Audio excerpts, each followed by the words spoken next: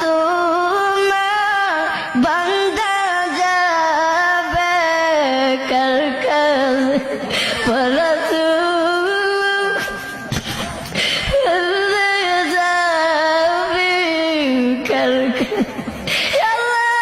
আপনি যদি আমাদেরকে মাফ না করে আল্লাহ বলেন আমরা কার দরবারে যাইব আল্লাহ উপরে থাকবে আসল ময়দানে আল্লাহ কত মানুষের মাথাগুলো মগজ আল্লাহ গলে গলে পড়বে